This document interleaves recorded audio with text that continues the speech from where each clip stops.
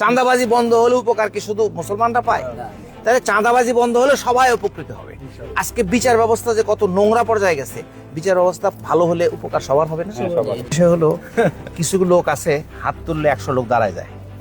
আমি মনে করি যাদের মধ্যে আপনি একজন। এই সমাজটা ভালো হলে উপকার কি খালি 2-1 জনের হবে? সবার হবে। তো আমরা চাই একটা ভালো সমাজ, আগের সিস্টেম চলবে না, ভালো সিস্টেমে আসবে। কিন্তু হিন্দু মানুষ ইসলামের ব্যাপারে যারা সনাতনের অনেকে ভুল ধারণা পোষণ করে, মনে করেন ইসলামের যে সিস্টেমটা, ইটস এ সিস্টেম নাথিং। এটাকে সাধারণ আচরণ ভিত্তিক ধর্ম মনে করা যাবে না। এই পদ্ধতিতে সবাই উপকৃত। বৃষ্টি হলে খালি কি মুসলমান বাড়িতে বৃষ্টি পড়ে? সবাই। চাঁদাবাজি বন্ধ হলে উপকার কি শুধু মুসলমানরা পায়? তাহলে চাঁদাবাজি বন্ধ হলে সবাই উপকৃত হবে। আজকে বিচার ব্যবস্থা যে কত নোংরা পর্যায়ে গেছে, বিচার ব্যবস্থা ভালো হলে উপকার সবার হবে না?